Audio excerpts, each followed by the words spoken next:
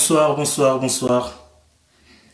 Nous allons continuer justement notre enseignement par rapport à ce nous avions commencé il y a 2 semaines de cela. Nous allons continuer sur la femme de perte de sang. Parce que c'est quand même un enseignement qui est quand même assez très, très, très vaste. Donc, il y a pas mal de choses à tirer là-dedans.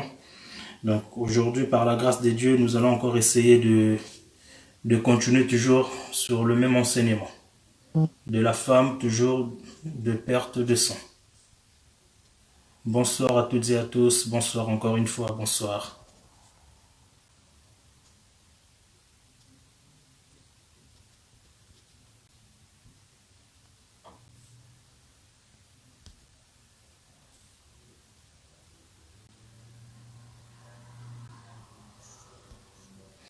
Bonsoir. Bon, nous allons commencer notre intervention de ce jour.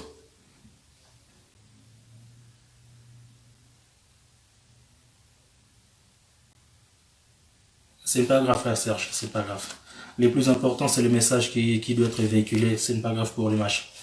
Le Père nous fera grâce prochainement. Bonsoir encore une fois, bonsoir. Bon, nous allons commencer notre lecture par rapport à l'enseignement de ce jour. Alors, notre lecture de base se trouve toujours dans le livre de Marc. Marc chapitre 5. À partir du verset 21. Marc chapitre 5 à partir du verset 21. Je vais lire les Écritures. Jésus regagna en barque l'autre rive, où une grande foule se rassemblant autour de lui. Il était au bord du lac. Alors vint un des chefs de la synagogue, du nom de Jairus. Lorsqu'il aperçut Jésus, il se jeta à ses pieds et le supplia avec insistance. « Ma fille est sur le point de mourir. Viens, pose le main sur elle afin qu'elle soit sauvée et elle vivra. » Jésus s'en alla avec lui. Une grande foule suivait et le pressait de tous côtés. Or, il y avait une femme atteinte d'une hémorragie depuis 12 années. Elle avait beaucoup souffert entre les mains de nombreux médecins. Elle avait dépensé tout ce qu'elle possédait. Mais cela n'avait servi à rien. Au contraire, son état avait plutôt de plus en plus empirant. Elle entendit parler de Jésus, vint dans la foule par derrière et toucha son vêtement. Car elle se disait, même si je ne touche que ses vêtements, je serai guérie. En l'instant même, son hémorragie s'arrêta et elle sentit dans son corps qu'elle était guérie de son mal. Jésus se rendit aussitôt compte qu'une force était sortie de lui. Il se retourna au milieu de la foule et dit, « Qui a touché mes vêtements ?» Ses disciples lui dirent, « Tu vois la foule qui te presse et tu dis, « Qui m'a touché ?» Jésus regardait autour de lui pour voir celle qui avait fait cela. La femme, effrayée et tremblante, sachant ce qui lui est arrivé, vint se jeter à ses pieds et lui dit toute la vérité. Alors lui dit, « Ma fille, ta foi t'a sauvée, pars dans la paix et sois guérie de ton mal. » Alors, ici, encore une fois, par rapport à cette histoire, nous voyons ce que Jésus avait fait à cette dame. Permettez-moi quand même que je puisse faire juste un petit peu marche arrière par rapport à ce que nous avions dit la dernière fois. Parce qu'il y a eu quelques questions, donc les gens ont voulu un petit peu être un peu plus précises parce qu'apparemment il y a pas mal de personnes qui avaient du mal à comprendre. Donc précisément, je voulais quand même préciser que ce que nous allons parler aujourd'hui, Si vous lisez la Bible en noir et blanc, vous ne trouverez pas ce que nous allons dire aujourd'hui. Parce que ici, nous sommes vraiment en train de parler dans le langage vraiment prophétique. Donc, nous ne sommes pas vraiment dans la doctrine, nous sommes plutôt dans le langage prophétique. Donc, ce que nous sommes en train de dire, ce que nous allons dire plutôt dans la lettre, ça sera difficile pour que vous puissiez comprendre cela. Donc, essayez vraiment d'être attentif pour que vous puissiez comprendre tout ce que nous allons dire. Donc, la fois dernière, nous avions dit que la femme était en perte de sang pendant 12 années. Or, la femme avait tout fait ce qu'elle pouvait de sa force. Elle a vu toutes sortes de médecins, mais malheureusement, la femme n'avait guère trouvé du repos. Or, les Écritures nous ont bien attesté que le repos, la femme peut trouver du repos que dans la maison de son mari, c'est-à-dire dans la maison d'un homme. Car celui qui veut être un mari, il faut qu'il soit un homme, car un enfant ne peut pas se marier. Il faut que tu sois un homme. C'est pour cela que les Écritures disent que non, l'homme quittera son père et sa mère, s'attachera à sa femme. Il faut que tu sois un homme pour que tu puisses te marier. Donc, nous comprenons que non, la femme doit avoir du repos que dans la maison d'un homme. Cette femme qui était en perte de sang pendant 12 années, elle ne pouvait malheureusement pas avoir du repos aussi longtemps que l'homme ne s'est pas révélé en elle, ou aussi longtemps que l'homme ne s'est pas présenté devant elle. Il fallait que l'homme puisse se présenter devant elle pour que la femme puisse avoir du repos. Or, malheureusement, le temps de 12 années de la souffrance de cette femme, ces temps-là, Dieu était avec un autre peuple. C'est-à-dire, l'homme était encore avec un autre peuple, avec une autre femme. Donc, il fallait que l'homme puisse laisser la femme avec qui il était pour qu'elle puisse se présenter devant cette femme et pour que cette femme puisse avoir du repos. Nous avions un petit peu véhiculé pour voir comment il fallait que l'homme puisse faire pour qu'elle puisse sortir devant la femme, se présenter devant la femme. Nous avions dit notre frère David qui nous a confirmé comment il fallait que l'homme puisse aller chercher la femme, car la femme se trouvait que dans la vallée. Donc c'est la femme qui devait sortir, elle se trouvait que dans la vallée. Donc notre frère David nous a montré comment cette femme, elle devait être sortie. Donc en gros, pour résumer tout ce que nous avions dit que l'homme est celui qui donne du repos à sa femme. Sans l'homme, la femme ne peut malheureusement pas avoir du repos. Ça, c'est le livre de Ruth qui nous atteste cela. Donc la femme peut avoir du repos que dans la maison de son mari. Sans le mari, la femme n'aura guère du repos. Donc aujourd'hui, nous allons maintenant essayer de parler sur les 12 années. Parce que nous avions dit que les 12 années que les 12 années de la souffrance de la femme représentent le temps où Dieu était avec les enfants d'Israël. Or, nous avons conclu en disant que non, la femme représente l'Église. Mais nous savions que pourquoi nous disons que la femme représente l'Église? Premièrement, parce que les Écritures disent que non, toute personne qui était en perte de sang, cette personne-là était considérée comme une personne impure. Donc cette femme, étant donné qu'elle était en perte de sang, donc cette femme était impure. Or, nous les nations, au moment où Dieu était encore avec Israël, nous les nations, nous étions des impurs. C'est la raison pour laquelle nous disons que cette femme représente l'Église. Donc, pendant le temps de la souffrance, c'est-à-dire le temps de manque de repos de cette femme, Dieu était en train de parler avec Israël. Et les 12 années représentent effectivement Israël. Comment maintenant nous allons voir les 12 années qui représentent Israël? Nous allons essayer de marcher maintenant pour comprendre d'où sortent les 12 années que nous disons que ces 12 années représentent Israël. Car tout ce que nous disons par rapport aux Écritures, nous devons toujours avoir aussi des témoins dans les Écritures pour confirmer tout ce que nous disons. Donc pour aujourd'hui, nous allons se baser seulement dans les 12 années de la femme. Parce que premièrement, on a parlé du repos, c'est-à-dire de tous les temps de la femme. Et aujourd'hui, nous allons maintenant détailler les 12 années que l'homme était avec une autre femme, c'est-à-dire les 12 années de la souffrance de la femme. La femme qui était en souffrance, mais l'homme était avec une autre femme. Nous allons détailler maintenant ces 12 années-là que nous avions dit, ça représente Israël. Bon. Alors, pour rentrer directement dans notre vif des sujets concernant les 12 années, Nous avions dit que les 12 années représentent Israël. Or, si je prends les 12 années, pourquoi nous disons que les 12 années représentent Israël? Parce que nous voyons dans les Écritures que les 12 années représentent seulement les 3 fils d'Israël. Car Dieu a parlé avec Israël, Dieu a marché avec Israël que par les 3 fils. Donc c'est seulement les 3 fils qui ont permis que Dieu puisse parler, Dieu puisse marcher avec eux. Dieu n'a pas marché avec les enfants d'Israël par rapport à 4 ou 20 ou 50 fils, seulement avec les 3 premiers fils. Or, les 3 premiers fils de Jacob, c'est ces 3-là qui représentent justement les nombres d'années de la souffrance de cette femme. Donc, je vais partir un peu très bas en disant que le 12, lorsque nous prenons 12, nous voyons que ça s'écrit à 1 et 3. 1 et 2, pardon. Or, le 1 et 2, ça forme un 3. Donc, nous allons se baser par le 3. Nous avons dit que le 3, ça représente, le 12, ça représente les temps où Dieu était avec les enfants d'Israël. Donc, nous allons maintenant partir pour prendre les Écritures.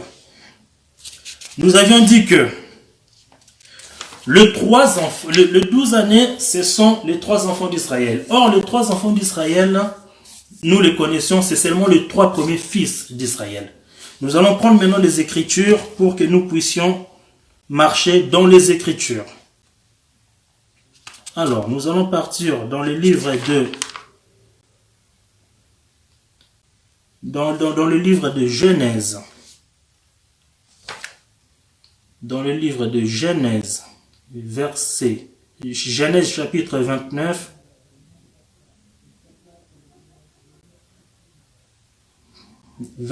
à partir du verset 31. Genèse chapitre 29 à partir du verset 31, pardon. Alors, l'Éternel vit que Léa n'était pas aimée. L'Éternel vit que Léa n'était pas aimée. Donc ici, l'Éternel a vu que Léa n'était pas aimée. Et il lui permit d'avoir des enfants, tandis que Rachel était stérile. Donc, on va vraiment partir très lentement pour essayer de comprendre vraiment ce que nous sommes en train de dire. Donc, nous avions dit que les 12 années représentent Israël. Or, les 12 années que nous avions dit qui représentent Israël, ces 12 années représentent seulement les 3 premiers fils de Jacob. Or, les 3 premiers fils de Jacob, ce sont les 3 premiers fils qui sont venus pour montrer à Léa que Dieu était justement avec elle. Ici, nous sommes en train maintenant de toucher que Léa représente Israël. Nous sommes partis prendre Léa comme Israël. Vraiment, nous allons marcher tout doucement. Léa comme Israël. Ici, quand la Bible dit que l'Éternel vit que Léa n'était pas aimée. Ici, nous sommes en train de voir Léa comme Israël. Or, quand les Écritures disent que l'Éternel a vu que Léa n'était pas aimée. Or, les Écritures disent que l'homme va aimer sa femme. Donc, les maris aiment vos femmes. Or, ici, les Écritures ont dit que non, Léa n'était pas aimée. Nous sommes en train de comprendre que le manque d'amour que Jacob avait envers Léa, c'était la souffrance de Léa. Or, la souffrance de Léa représente justement Israël dans l'Égypte. Donc, la souffrance de Léa, c'est-à-dire le manque d'amour de Jacob envers Léa, représente Israël dans l'Égypte. Parce que Israël dans l'Égypte, il n'avait pas un homme qui pouvait l'aimer. Israël dans l'Égypte n'avait pas un homme qui pouvait l'aimer. C'est la raison pour laquelle Israël était souffrante. Parce que Léa, elle était aussi souffrante parce que Jacob aimait Rachel, mais n'aimait pas Léa. Or, la femme, si l'homme n'aime pas la femme, nous comprenons que cette femme-là n'aura pas du repos. Or, le manque d'amour de Jacob envers Léa symbolise Israël qui est en Israël, Israël qui est en Égypte. Donc Léa, en quelque sorte, Léa se trouve en Égypte. Donc nous allons partir pour voir maintenant pourquoi nous disons que les 3 enfants représentent justement les 12 années de la femme. Nous allons prendre les écrits, nous allons continuer toujours dans les Écritures. 32. Donc Genèse 29, verset 32. Léa tomba enceinte et mit au monde un fils qu'elle appela Ruben, car elle dit, l'Éternel a vu mon humiliation et désormais mon mari m'aimera. Dieu a permis que Léa puisse tomber enceinte et qu'il puisse enfanter un fils. Et Léa est en train de dire que Dieu a vu mon humiliation. Donc nous comprenons que Ruben est la réponse, c'est-à-dire Ruben est la réponse de Dieu envers Léa. C'est-à-dire Léa, lorsqu'il est en train de voir Ruben, elle est en train de se dire que l'Éternel a vu. Donc c'est-à-dire l'Éternel me voit. Donc l'Éternel voit Léa au travers Ruben. Donc s'il n'y avait pas Ruben, l'Éternel ne pouvait malheureusement pas voir Léa. Pour que Léa puisse savoir que l'Éternel ne l'a pas abandonné, donc l'Éternel était obligé d'envoyer un signe à Léa. Et le signe en question, c'était Ruben. Parce que Léa a dit que l'Éternel a vu mon humiliation. Or, nous sommes en train de se dire que l'humiliation que Léa était en train de subir, c'était tout simplement le manque d'amour que Jacob avait vis-à-vis d'elle. Or, le manque d'amour là, ça symbolise Israël en Égypte. Car Israël en Égypte n'avait pas un mari qui pouvait les aimer.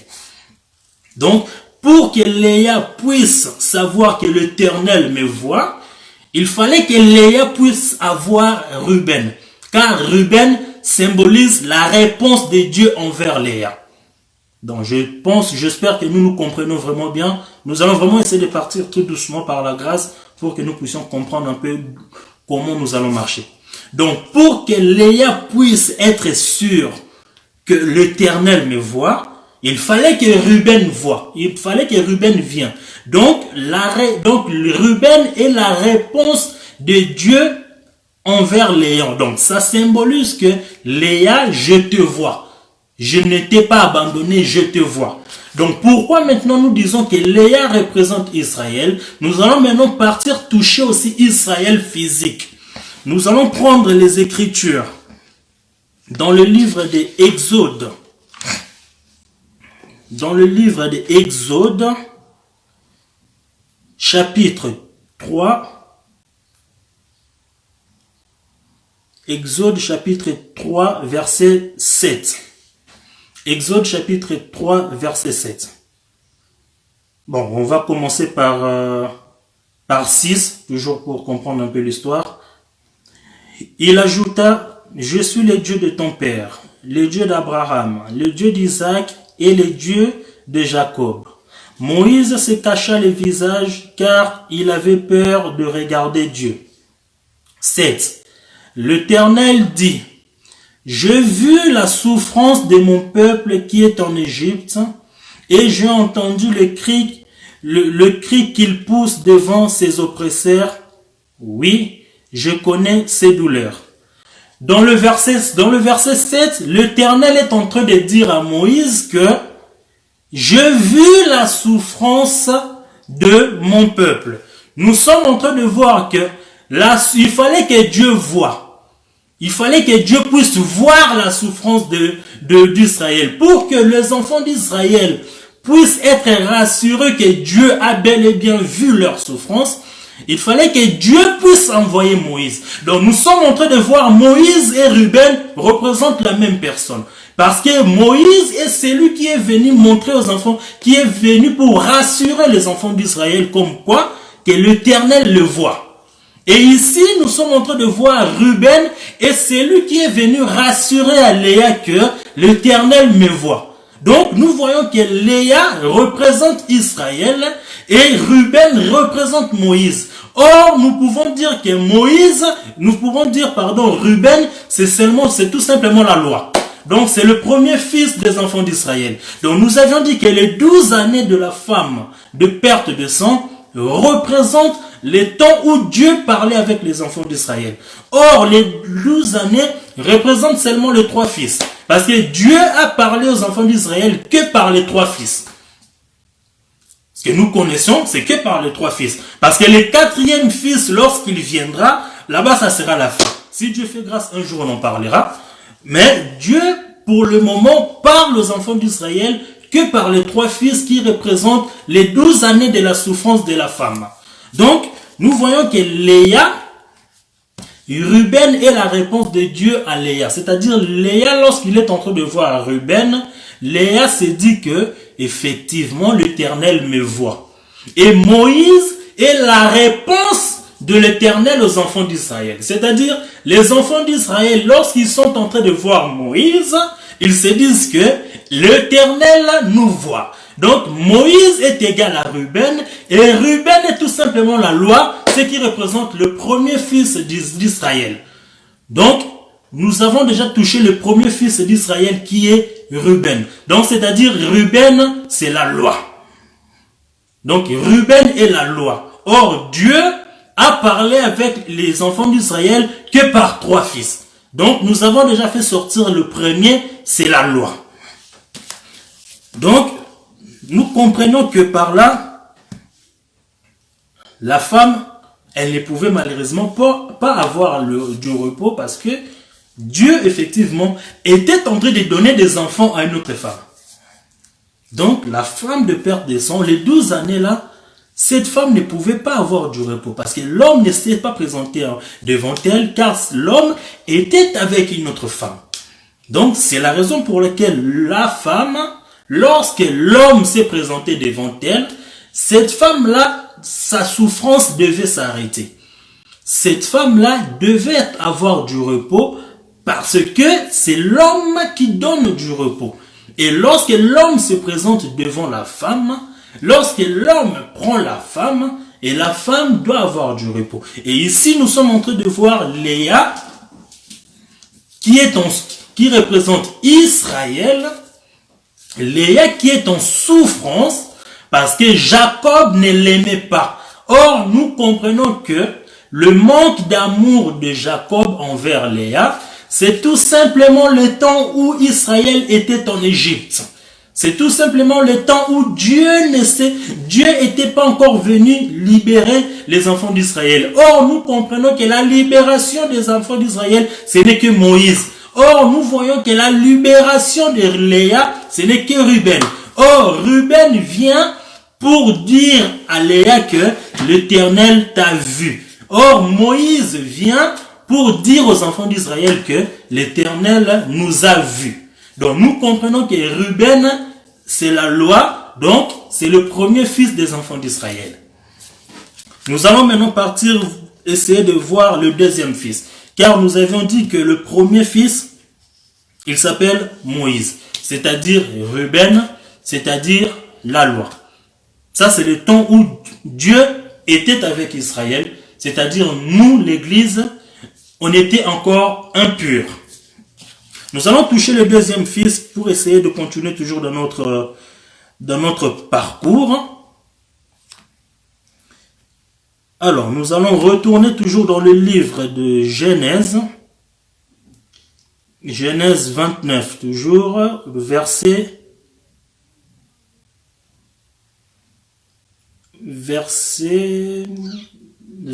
33. Genèse 29, verset 33. Elle tomba encore enceinte et mit au monde un fils.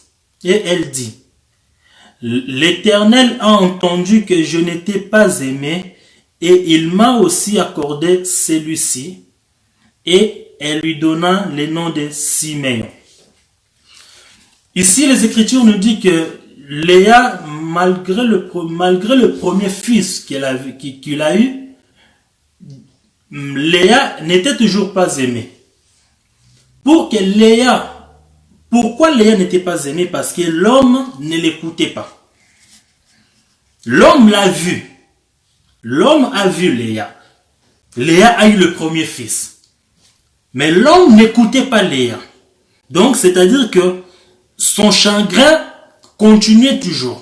Parce que Léa n'était toujours pas en paix. Aussi longtemps que l'homme ne prête pas attention à Léa, Léa n'était toujours pas aimée, c'est-à-dire Léa était toujours sans repos et Léa était toujours culpabilisée. Donc pour que Léa puisse être en repos, il faut que Léa puisse se sentir aimée. Or,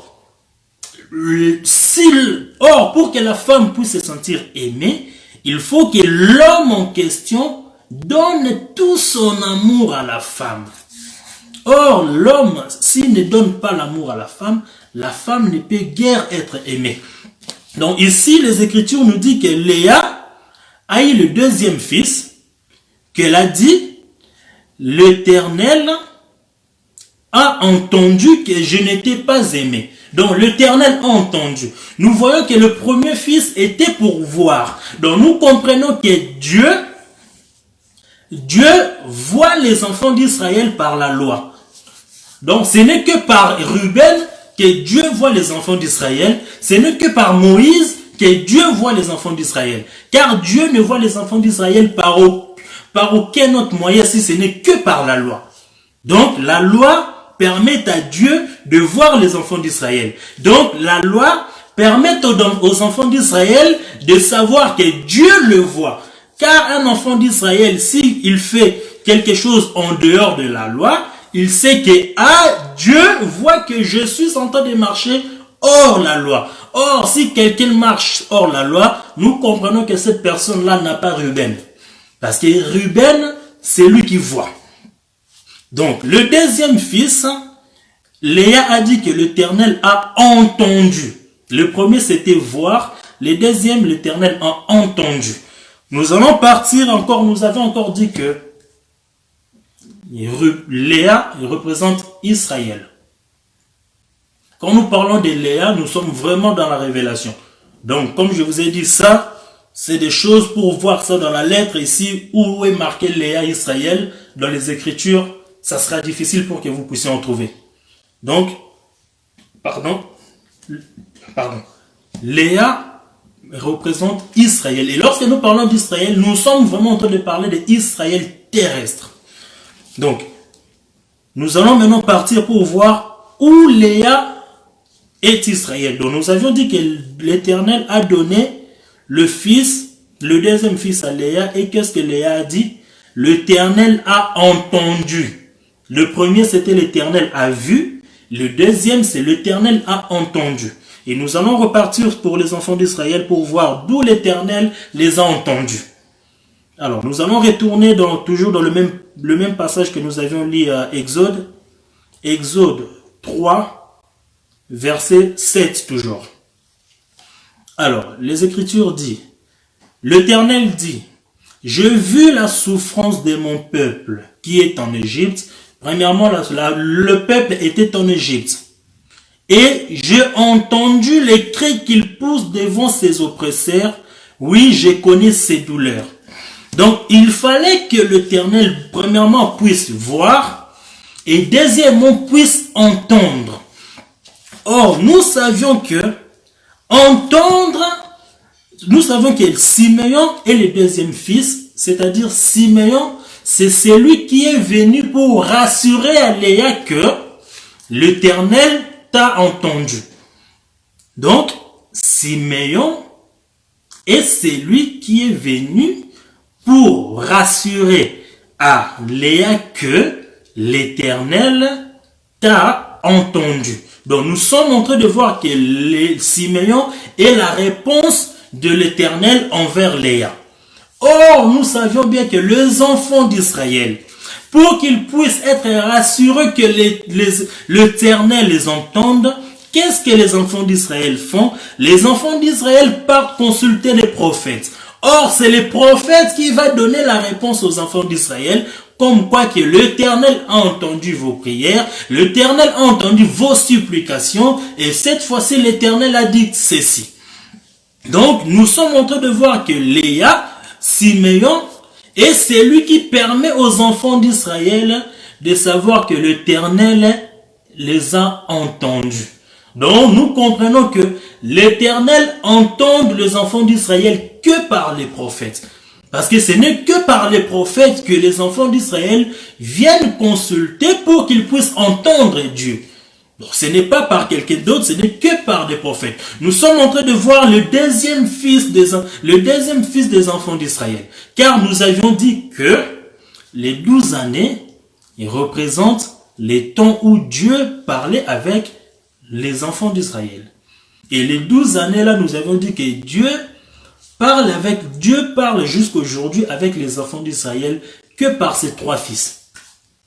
Et les 3 fils, nous avons un petit peu fait plus ou moins l'arithmétique. Nous avions dit que 12, ça s'écrit 1 et 2. Or, les 1 et 2 font 3. Et le 3 là que nous prenons dans le 12, c'est ça que nous sommes en train de faire sortir pour les enfants d'Israël. Donc, le premier fils, Ruben, c'est la loi. C'est-à-dire c'est Moïse, le premier fils. Le deuxième fils qui est Siméon, ce sont que les prophètes qui venaient rappeler aux enfants d'Israël que l'Éternel vous a entendu. Car les enfants d'Israël, s'ils ont besoin d'entendre Dieu, ils passaient que par des prophètes. Donc les prophètes représentent le deuxième fils qui est Siméon, qui permettent à Léa de savoir, d'être sûr que l'Éternel m'entend. Donc, ici, nous avions touché le deuxième fils qui est Siméon. Donc, Siméon, le deuxième fils, représente les prophètes. Car Dieu entend les enfants d'Israël. Les enfants d'Israël entendent Dieu que par des prophètes. Dieu permet aux enfants d'Israël de savoir qu'ils les entendent que par des prophètes. Nous allons essayer encore de partir pour sortir le troisième fils. Parce que nous avons dit que l'Éternel parle aux enfants d'Israël que par les 3 fils. Dieu parle aux enfants d'Israël que par les 3 fils. Ici, aujourd'hui, vraiment, nous ne touchons pas l'église. Parce que l'église, on a déjà parlé de l'église la fois dernière. Aujourd'hui, nous touchons vraiment Israël parce que nous avions dit que les 12 années de la souffrance de cette femme, c'était les temps où, c'est-à-dire les 12 années de la souffrance de l'église, c'était les temps où Dieu était encore avec Israël. Donc, au moment où Dieu était encore avec les enfants d'Israël, c'est le moment où l'église était souffrante. Donc, il fallait d'abord que Dieu puisse finir de parler avec les enfants d'Israël afin que l'église puisse être sauvée. Donc, il fallait que Dieu puisse laisser les enfants d'Israël afin que nous, l'église, nous puissions être sauvés.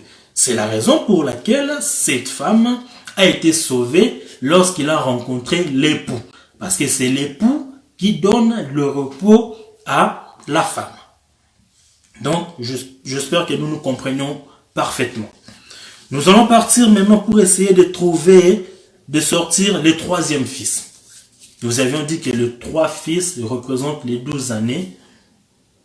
Les 12 années de la souffrance de l'église. Alors, le troisième fils, nous allons retourner toujours dans le même passage, dans le même chapitre où on était dans Genèse 29, à partir du verset 34. Genèse 29, à partir du verset 34. Elle tomba encore enceinte et mit au monde un fils. Et elle dit, « Cette fois-ci, mon mari s'attachera à moi, car je lui ai donné 3 fils. C'est pourquoi on l'appela Lévi. » Donc ici, Léa est en train de dire quoi? Léa est en train de dire que l'Éternel, c'est-à-dire mon mari, va s'attacher à moi. Pourquoi? Parce que je lui ai enfanté 3 fils. Donc, si Léa n'avait pas enfanté 3 fils, nous comprenons que l'Éternel ne pouvait guère le mari ne pouvait guère s'attacher en elle. Pour que le mari s'attache en elle, il faut que Léa puisse enfanter 3 fils. Donc, l'Éternel, donc elle dit, Cette fois-ci, mon mari s'attachera à moi, car je lui ai donné 3 fils. Or, l'attachement de Marie envers la femme, c'est grâce au 3e fils. C'est-à-dire, c'est grâce à Lévi. Donc, si Lévi n'était pas venu, nous comprenons que le mari n'allait malheureusement pas s'attacher à la femme. Donc, pour que le mari s'attache à la femme, il fallait que le troisième fils puisse venir. Donc, Lévi est l'attachement du mari envers sa femme. Or, à quel moment l'Éternel s'attache aux enfants d'Israël? L'Éternel s'attache aux enfants d'Israël. L'Éternel s'attache aux enfants d'Israël que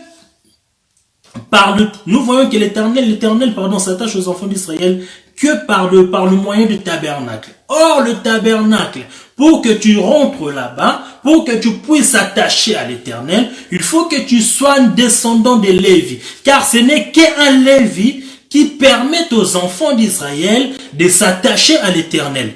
Ce n'est qu'un Lévite, qui permet aux enfants d'Israël de s'attacher à l'Éternel. Donc, ce n'est que Lévi qui permet à Jacob de s'attacher à Léa. Donc, nous comprenons que ce n'est que par les 3 fils que Dieu était en train de parler aux enfants d'Israël. Donc, nous avions dit que Ruben représente la loi, car Ruben, c'est Moïse, c'est celui qui permet, c'est celui qui rassure les enfants d'Israël que Dieu vous voit. Le deuxième, nous avons dit que Siméon, et Siméon, c'est les prophètes, car c'est Siméon et c'est lui qui permet aux enfants d'Israël de dire que l'Éternel nous entende. Et Lévi, et c'est lui qui permet à Jacob de s'attacher à Léa. Donc, le Lévite sont seulement c'est seulement le Lévite qui permet aux enfants d'Israël de s'attacher à l'Éternel. Car ce n'est que le Lévite qui font la liaison entre l'Éternel et les enfants d'Israël. Car ce sont que le Lévite qui pouvait rentrer dans le lieu très saint. Car le lieu très saint, ce n'est que le lieu où l'Éternel se communique avec les enfants d'Israël. Pour que l'Éternel puisse se communiquer avec les enfants d'Israël, ce n'est que par le souverain sacrificateur qui est le descendant de Lévite, qui est le 3e fils de Léa. Donc nous sommes en train de dire que le 3 fils, c'est-à-dire Ruben, Siméon, Lévi, représente Moïse, donc la loi, représente les prophètes et représente le psaume.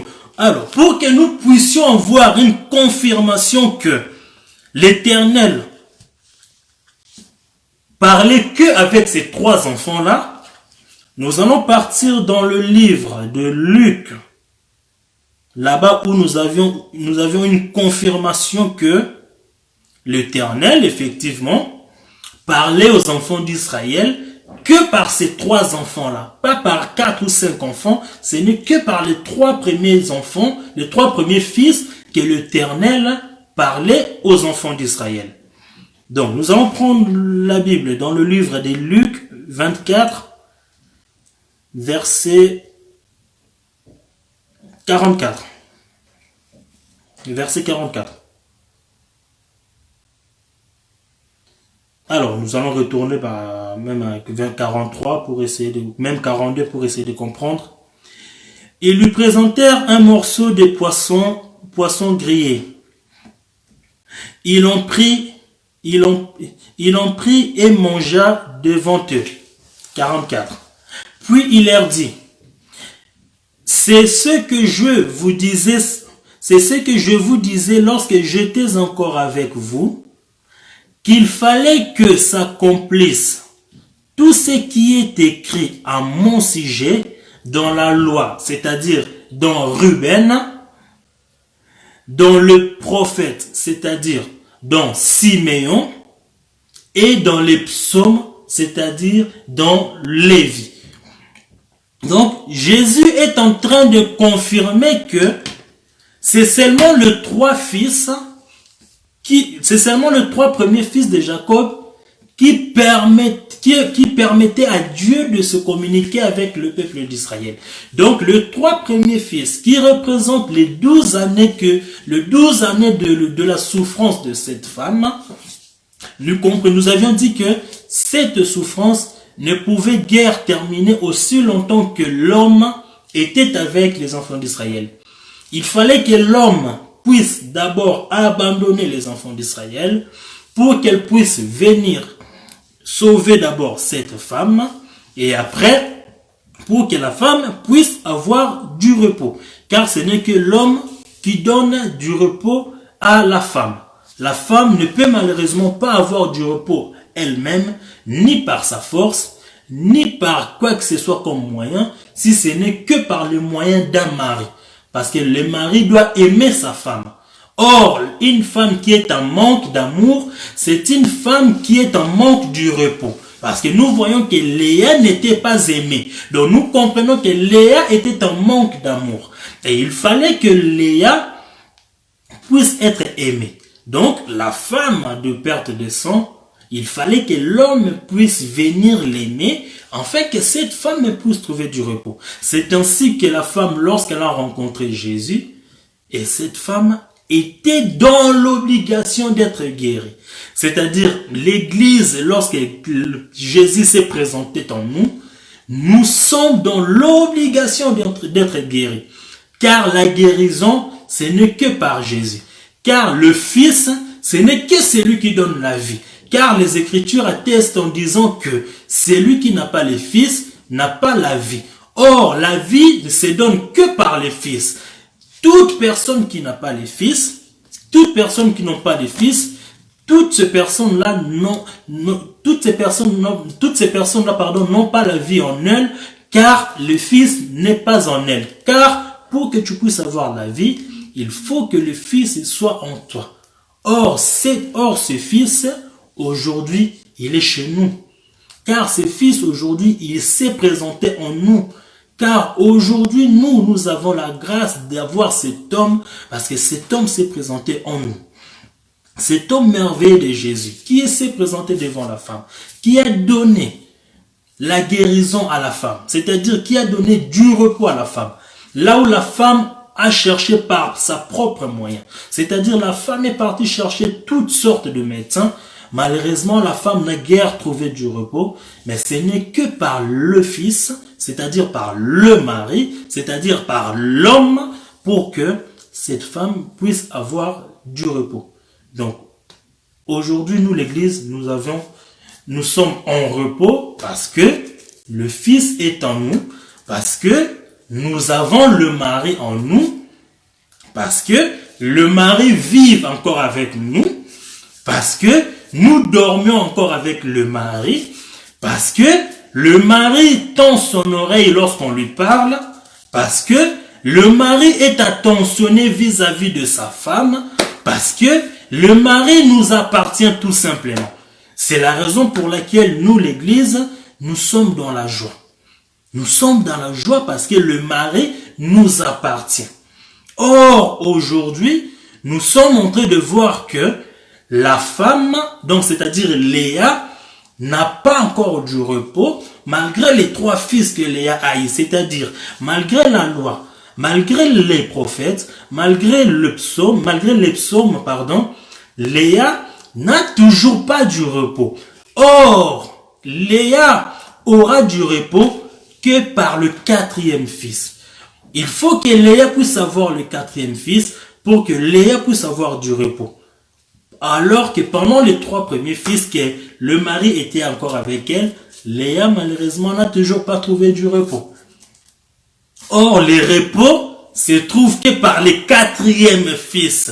Donc le quatrième fils quand il viendra, parce que le quatrième fils en ce moment, le quatrième fils en ce moment ne viendra pas maintenant, parce que nous en ce moment nous avons encore le mari.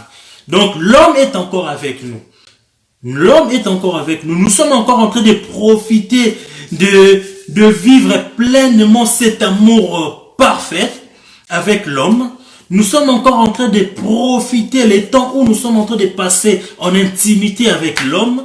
Nous sommes encore de profiter des temps où l'homme est attentionné. C'est-à-dire lorsque tu dis quelque chose à l'homme, l'homme tend son oreille pour qu'il puisse t'écouter. Et l'homme te rassure qu'il te donne la réponse parce que l'homme te dit que viens à moi, toi qui es fatigué, chargé, je te donnerai du repos. Or, la femme, lorsque la femme est fatiguée, c'est seulement l'homme qui doit donner du repos à la femme. Parce que les Écritures disent que la femme portera tous ses désirs auprès de son mari. Or, nous comprenons que les désirs de la femme, ce n'est que le fardeau, et l'homme est là pour satisfaire la femme. C'est-à-dire, l'homme est là pour répondre aux besoins de la femme.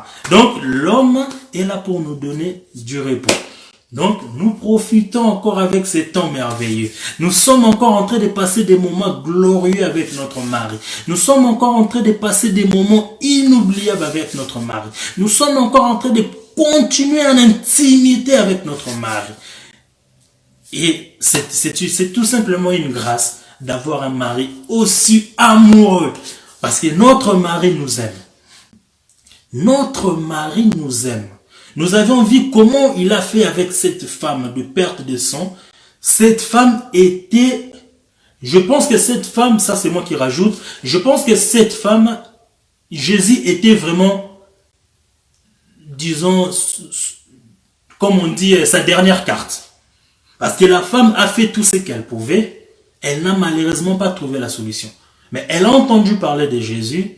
La femme s'est dit en elle-même que si je puis seulement toucher ses vêtements, là je serai guéri. Donc nous comprenons que la femme était vraiment désespérée à un niveau que Jésus était sa dernière carte. Quelle grâce. Quelle grâce, parce que ce mari-là est encore en nous.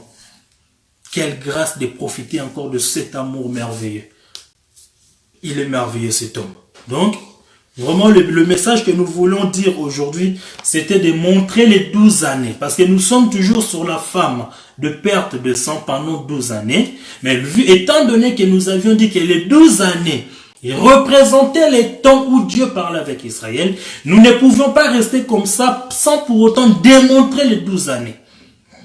Donc, c'est aujourd'hui, nous avons vraiment touché que les 12 années, le moment où Dieu parlait avec les enfants d'Israël. Donc, c'est ce que nous avions touché vraiment aujourd'hui. Donc, en gros, pour résumer, nous avions dit que Moïse représente Ruben.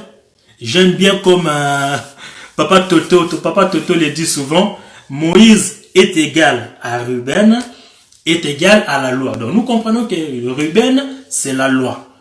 Donc, les prophètes est égal à Siméon, est égal... Non, pardon, les prophètes, oui, est égal à Siméon. Donc, nous sommes en train de voir que Siméon est égal aux prophètes. Et nous sommes en train de voir que le Lévi est égal aux psaumes. Donc, les 3 premiers fils d'Israël, c'est les 3 temps où Dieu parlait avec Israël avant qu'il vienne chez la femme de perte de sang. Donc aujourd'hui, Dieu a abandonné cette femme-là avec ses 3 fils. Dieu a laissé Léa avec ses 3 fils. Dieu est venu chez nous, l'église. Donc le message d'aujourd'hui, c'était vraiment ça. Si Dieu nous prête encore vie, si Dieu nous fait encore grâce, cette histoire, ça cache tellement de choses que nous allons vraiment essayer par la grâce de rentrer encore un peu plus en profondeur. Donc, nous avions dit que au début de notre lecture, Jairus, nous allons juste un peu essayer de toucher là-bas rapidement. Jairus qui se présente devant Jésus, nous sommes en train de dire que ce Jairus-là est un juif. Jairus-là représente Israël. Or, Jairus qui est en train de présenter Israël, lorsqu'il se présente devant Jésus, qu'est-ce que Jairus est en train de dire?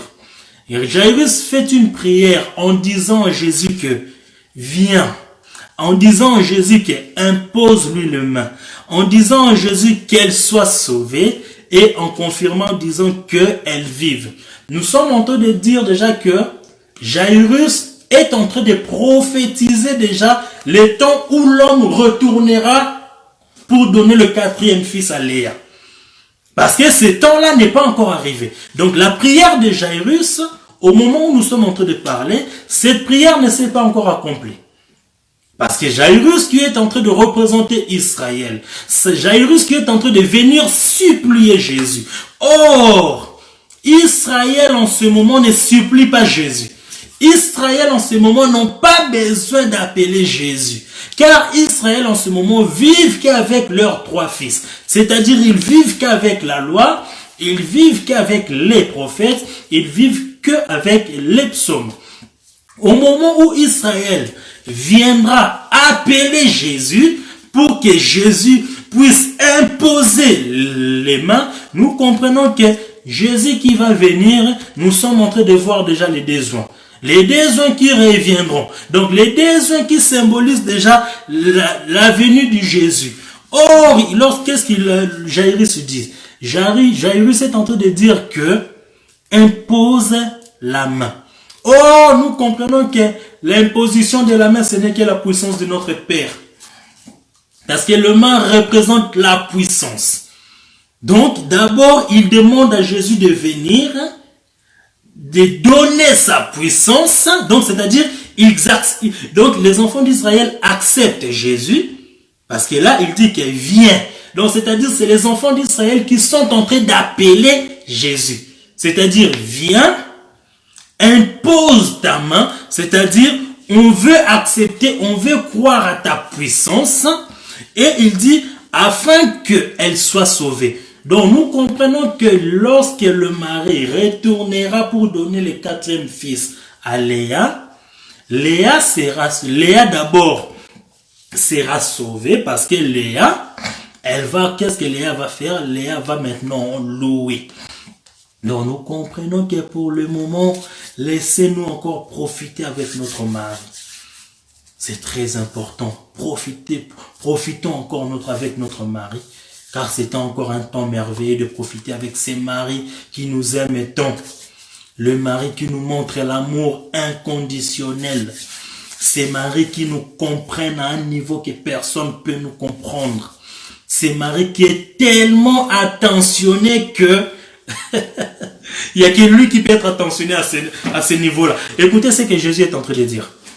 Jésus est en train de demander, de poser la question aux disciples en disant que qui m'a touché? Jésus, il y avait la foule qui pressait Jésus de gauche à droite, mais malgré toute la foule qui pressait Jésus de gauche à droite, il n'y a personne qui a tiré l'attention à Jésus. Donc, il n'y a personne qui a su capturer l'intention de Jésus. Or, nous, en ce moment, l'Église, nous avions tellement capturé toute son intention que Jésus aujourd'hui nous appartient. Aujourd'hui, l'homme est en nous. C'est-à-dire que tout ce que la femme a besoin, l'homme va lui donner. Donc, je vais essayer un petit peu de descendre maintenant pour que nous puissions aider aussi les bébés. Malgré que les bébés prennent encore du lait, on va les aider. Donc, par rapport à cette histoire, nous voulons seulement montrer que toute personne qui met sa confiance à l'Éternel, cette personne ne sera jamais confuse. Car c'est l'Éternel qui donne du repos. Parce qu'il dit que « Venez à moi, vous tous qui êtes fatigués et chargés, je vous donnerai du repos. » Or, pour que tu puisses avoir du repos, il faut que tu viennes, parce qu'il te dit, venez à moi. Il faut que tu viennes en lui. Donc aujourd'hui, Jésus est devant toi, mais il te dit, viens. On va toucher une écriture que les gens, on a souvent l'habitude de lire. Les écritures disent, je crois que c'est dans le Matthieu 7, la Bible dit que demandez, on vous le donnera. Cherchez, vous trouverez. Frappez, on vous ouvrira la porte. Donc, demandez lorsque tu es en train de te demander. les Écritures te rassurent que on te donnera. Donc, si on te demande, on va te donner. Donc, or, la personne qui va demander, c'est seulement la femme. Parce que les besoins de la femme, c'est seulement l'homme qui doit le satisfaire. Donc, lorsque tu es en train de demander à Jésus, qui est l'homme, c'est celui qui va te donner. Lorsque tu es en train de chercher, parce que les Écritures continuent en disant, cherchez, vous trouverez. Les Écritures nous disent que il se laisse trouver par celui qui les cherche. Donc, si toi, tu veux vraiment rencontrer ces Jésus, il faut seulement que tu le cherches. Si tu cherches ces Jésus, là, tu le trouveras.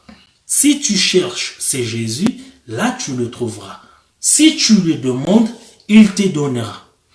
Donc, il faut que tu viennes le chercher, il faut que tu viennes le demander pour qu'il te donne.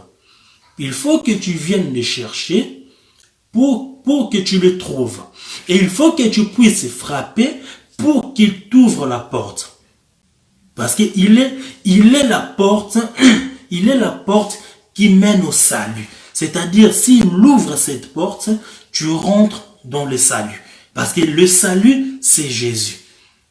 Donc, aujourd'hui, toute personne qui doute encore, ou toute personne qui sont encore perdues, rien n'est encore trop tard. Nous sommes encore dans les temps de la grâce. Or, les temps de la grâce, c'est un temps où le mari est encore très attentionné. C'est-à-dire, c'est un temps où le mari ne peut jamais se fâcher. C'est un temps où le mari te dit, viens. Il va te donner du repos. Donc, toi qui veux chercher ce Jésus, toi qui se poses des questions, toi qui veux croire ou ne crois pas à ce Jésus, aujourd'hui, je me permets de te dire que Jésus est la seule personne qui peut te faire ce que personne ne peut te faire. Jésus est la seule personne qui peut te donner la guérison, là où personne ne peut faire quelque chose pour toi. Jésus est la seule personne qui peut faire au-delà même de ce que tes parents peuvent faire pour toi. Donc, si tu crois en ce Jésus, si tu cherches ce Jésus, parce que cherchez, vous trouverez. Si tu le cherches, tu vas le trouver. Car il dit qu'il se laisse trouver par ceux qui le cherchent. Cherche chez Jésus. Peu importe la vie que tu mènes, dis-toi seulement que moi je vais le chercher. Parce que c'est un mari qui aime la femme, qui veut se laisser en lui. Donc si tu veux totalement se laisser en lui, peu importe le nombre des hommes que tu avais avant, peu importe le nombre de maris que tu avais avant, quand je parle de mari, je parle de toute la vie, c'est-à-dire de tous les péchés, c'est-à-dire de tout ce que nous faisions. Même si nous étions même si tu étais un voleur, même si tu étais tout ce qui est mauvais, donc tout ce qui est péché, il te dit que il est là. Lui, il va t'aimer. Lui, il sera attentionné. Et lui, il te donnera l'amour. Car lui, s'il te donne l'amour, tu auras du repos. Nous avions vu que Léa n'avait pas du repos parce que Jacob ne l'aimait pas. Or, Jacob aimait que Rachel. Donc, le manque d'amour de l'homme envers la femme symbolise le manque du repos. Donc, aujourd'hui, Jésus est vraiment encore devant toi. Il te dit que je me laisse trouver par ceux qui me cherchent. Cherche chez Jésus. Viens chercher chez Jésus. Il est merveilleux. C'est un homme qui n'est pas rancœur. C'est un homme qui n'est pas rancunieux. C'est un homme, par contre, il te fait du bien au-delà même de ce que toi tu pouvais imaginer. Il te fait du bien au-delà de ce que tu pouvais même imaginer. Jésus, il est merveilleux. Si nous sommes en train de le dire aujourd'hui, si nous avions encore la grâce de parler encore de cet homme, cela montre déjà l'amour qu'il a envers nous. Il est merveilleux, c'est Jésus. Donc, toi qui hésites encore, ou toi qui es en train de se dire, voilà, je commence un petit peu à avoir de fatigue, je commence un petit peu à s'affaiblir, laisse-moi te dire que cherche encore ce Jésus. Continue à chercher ce Jésus, car il est le seul qui te donnera du repos. Donc voilà tout ce que nous pouvons dire aujourd'hui. Donc si Dieu nous prête encore vie, si Dieu nous fait encore grâce, prochainement, on viendra, on parlera encore d'un sujet que l'Éternel nous mettra à cœur. S'il faut que nous puissions continuer toujours avec la femme, le père de sang, parce qu'il y a des choses à cacher là-bas. Il y a encore beaucoup de choses à détailler là-bas. Donc, s'il faut que nous continuions là-bas, nous continuerons là-bas. S'il faut que nous puissions parler d'un autre sujet, nous parlerons de notre sujet. Donc, nous nous laissons seulement devant le Père, et c'est seulement le Père qui nous dira ce qu'il faut dire à son peuple. Donc, voilà tout ce que nous pouvons dire aujourd'hui. Donc, aujourd'hui, nous avons vraiment démontré les 12 années de la femme. Car nous ne pouvons pas dire les 12 années représentaient les temps où Dieu était avec les enfants d'Israël sans pour autant les démontrer dans les Écritures. Il faut démontrer cela dans les Écritures. Donc, c'est ce que nous avions fait aujourd'hui. Prochainement, par la grâce de Dieu, j'ose croire que Papa nous donnera encore de belles choses parce que Papa nous donne que de belles choses. Tout ce que Papa donne est bon. Donc, c'est-à-dire tout ce que Dieu fait est bon.